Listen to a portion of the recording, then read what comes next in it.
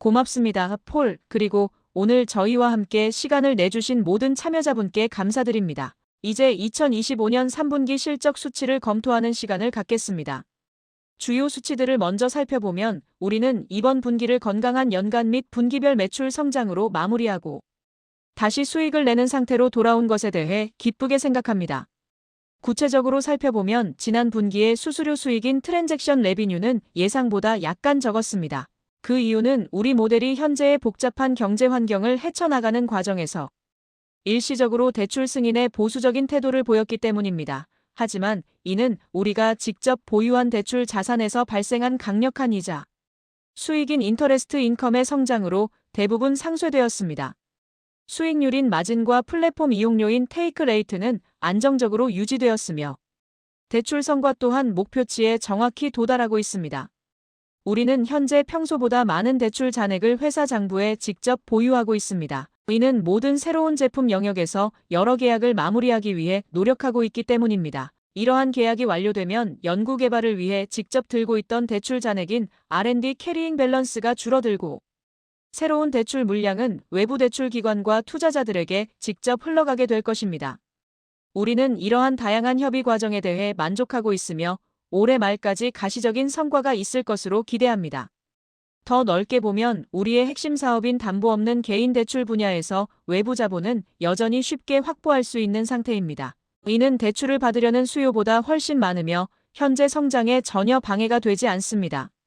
외부 자본의 가산금리인 스프레드는 계속해서 줄어들고 있습니다.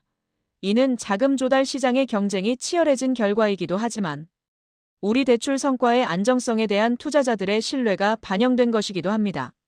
대출 승인 가능성 측면에서 우리 모델은 최근 몇 가지 주의 깊은 반응을 보였습니다. 지난 분기 동안 거시경제 지표인 UMI가 약 0.2포인트 상승했다가 다시 가라앉은 것에 반응했고 대출금을 예정보다 빨리 갚는 속도인 리페이먼트 스피드가 빨라지는 추세에도 반응했습니다. 대출금을 빨리 갚는 것은 장기적으로는 신용 상태가 좋아진다는 고무적인 신호이지만 단기적으로는 현재 대출에서 발생하는 이자, 수익을 제한하고 이를 보충하기 위해 더 높은 금리인 쿠폰을 요구하게 됩니다.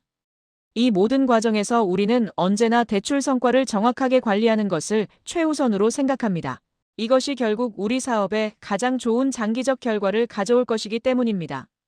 우리는 AI 모델이 인간의 직관보다 복잡하고 변화하는 환경을 탐색하는데 더 적합하다는 본질적인 믿음을 가지고 있습니다. 그리고 현재처럼 모델이 절제된 운영을 제안할 때도 그 지시를 따르는 규율을 보여주었습니다. 만약 현재 관찰되는 빠른 상환 속도와 소비 성장 둔화가 정말로 곧 다가올 신용 환경 개선의 지표라면 이는 내년으로 향하는 성장을 가속화할 수 있는 오랫동안 기다려온 순풍인 테일윈드가 될 수 있습니다.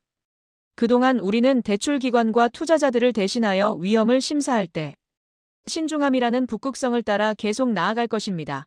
이러한 배경을 바탕으로 2025년 3분기 재무 하이라이트를 말씀드리겠습니다. 3분기 총 매출은 약 2억 7,700만 달러로 작년 같은 기간보다 71% 성장했고 지난 분기보다는 8% 성장했습니다.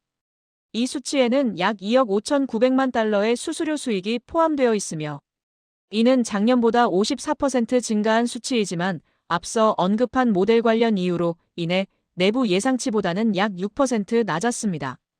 수수료 수익 중에서 대출 관리 수수료인 서비스 레비뉴는 지난 분기보다 10% 늘어나며 꾸준한 성장세를 이어갔습니다. 예상보다 부족했던 수수료 수익의 많은 부분은 약 1,900만 달러의 순이자 수익인 넷 인터레스트 인컴으로 보충되었습니다. 이는 일시적으로 높아진 대출 잔액에서 강력한 수익 성과가 지속된 결과입니다. 다시 한번 말씀드리지만 우리는 R&D와 관련된 장부상 대출 보유액을 줄이는 단계에 진입하는 것을 목표로 하고 있습니다. 이 과정은 4분기에 속도가 붙어 2026년까지 이어질 것으로 예상하며 우리가 성공함에 따라 이 수익 항목은 점차 줄어들 것입니다. 우리 플랫폼을 통한 대출 거래량은 약 42만 8천 건으로 작년보다 128% 늘어났고 지난 분기보다는 15% 늘어났습니다. 이는 약 30만 명의 신규 대출 고객을 의미합니다.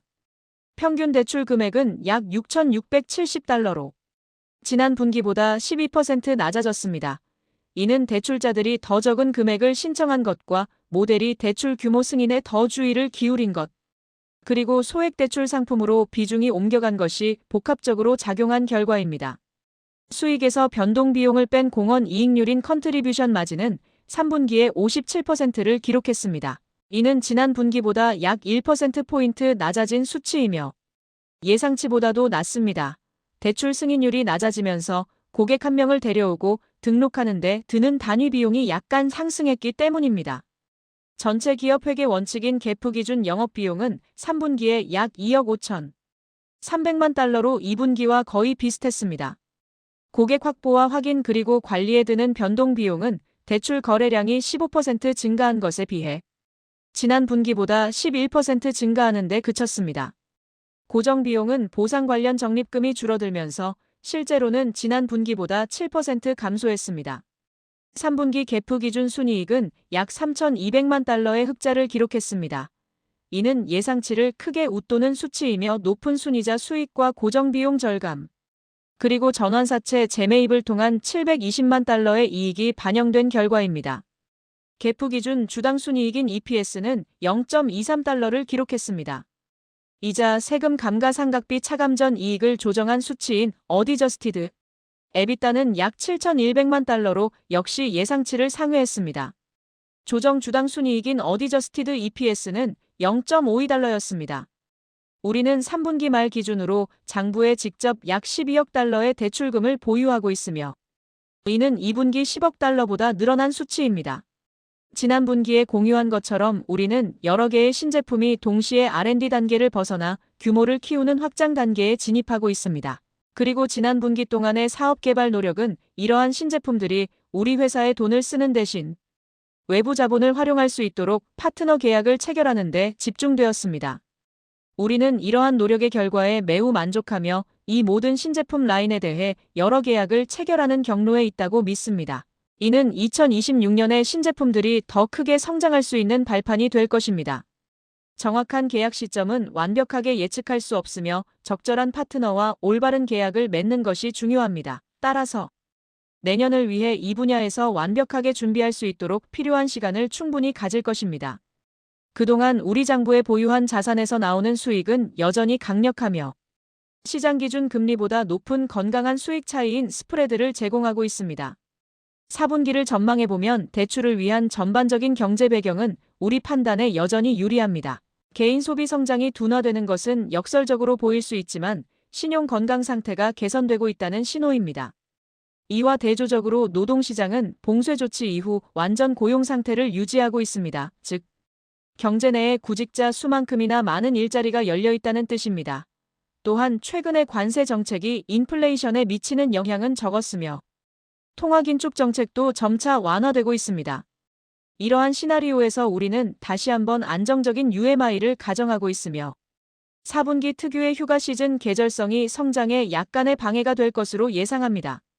올해 추가적인 금리 인하가 있다면 소비자의 재무 상태를 개선하고 투자자들의 요구 수익률을 낮추는 효과가 있을 것으로 기대합니다. 하지만 현 단계에서 그러한 효과는 새해가 되어야 체감될 것입니다. 이러한 환경 속에서 우리는 매출 성장을 위해 모델과 타겟팅의 정확도를 계속 높이고 자동화 성과를 만들어낼 것입니다. 우리의 순이자 수익은 과거에 투자했던 확약 자본들로부터 수익이 발생하기 시작하며 이득을 얻게 될 것입니다. 이제 손익계산서인 P&L이 다시 흑자로 돌아섰으므로 우리는 고객 생애 가치인 커스터머 라이프타임 밸류를 위한 투자를 늘릴 계획입니다. 이를 위해 수수료율인 테이크 레이트를 약간 낮추는 대신 대출 발생량을 늘리고 미래의 재방문 거래를 높이는 전략을 취할 것입니다. 그리고 평소처럼 사업의 비용 측면을 관리할 때 고정 비용을 절감하는 규율을 계속 유지할 것입니다. 이러한 맥락에서 2025년 4분기 실적 전망인 가이던스를 말씀드리면 총 매출은 약 2억 8,800만 달러로 예상됩니다. 여기에는 약 2억 6,200만 달러의 수수료 수익과 약 2,600만 달러의 총순이자 수익이 포함됩니다. 공헌 이익률은 약 53%, GAAP 기준 순이익은 약 1,700만 달러, 조정 순이익은 약 5,200만 달러, 그리고 조정 EBITDA는 약 6,300만 달러로 예상하고 있습니다. 2025년 전체 실적의 경우 총 매출은 약 10억 3,500만 달러에 이를 것으로 보입니다. 수수료 수익 약 9억 4,600만 달러와 순이자 수익 약 8,900만 달러가 포함된 수치입니다. 조정 에비타 마진은 약 22%, 개프 기준 순이익은 약 5천만 달러를 예상합니다. 질의응답 시간으로 넘어가기 전에 업스타트의 모든 팀이 열심히 일해주고 우리의 미션을 위해 헌신해준 것에 대해 감사의 인사를 전하고 싶습니다. 이제 운영자님께 마이크를 넘기겠습니다.